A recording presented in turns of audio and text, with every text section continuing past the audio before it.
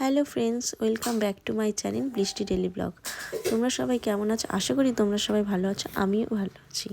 চলো, আগে ব্লগে দেখিয়েছিলাম দুটো ফুল গাছ কিনেছি, তো সেই দুটোই দেখানোর জন্য। দেখো, যেতে যেতে একটা গাঁদা ফুলটা দেখেছিলাম, ছোটো ছোটো গাঁদা ফুল, বাট ওটা না নিয়ে দুটো গোলাপ ফুল নিয়েছি। দেন একটা হচ্ছে 12 মাসে গোলাপ, আর একটা সিজনে হবে। দেন শুধু ফুল গাছ নিলেই তো হবে না, তার জন্য মাটি লাগবে। তো সেই মাটি নিতেই একজনের বেশ কিছুটা দূরে একজনের ফ্ল্যাট হবে, ওই জায়গাটাতে তো মাটি করেছিল, তো সেখান থেকে মাটি সঞ্চয় করেছে। তারপরে দেখো, টবগুলো আসার সময় কিনেছি।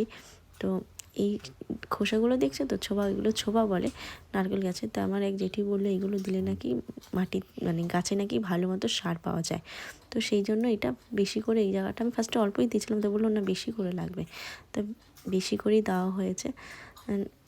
কিছুটা বাবাও হেল্প করেছে, কিছুটা না বেশিরভাগটাই। তো দেওয়া ঠাওয়ার পরে দেখো, তোমার মাটিগুলো না ইটের মতো ছিল, এগুলোকে গুঁড়ো গুঁড়ো করতে হয়েছে, করতে গিয়ে জীবন বেরিয়ে গেছে। তারপর দেখো গাছগুলো ভীষণভাবে সাজিয়ে নিয়েছি। ভালো লাগছে না? ভালো লাগলে হবে না। তারপরে এগুলোকে আবার ঘরের মধ্যেও আবার বেঁধে টেঁধে বেশ টবগুলোকে রেখেছি। কালারগুলো আমার তো কিন্তু খুব পছন্দের। তোমাদের কেমন লেগেছে একটু জানিও। আর ভালো লাগলে লাইক, কমেন্ট অ্যান্ড শেয়ার অবশ্যই করো। তোমাদের জন্যই তো ভিডিওগুলো করা, তো একটু লাইক পাওয়ার জন্য। তো একটু ভালো লাগলে একটু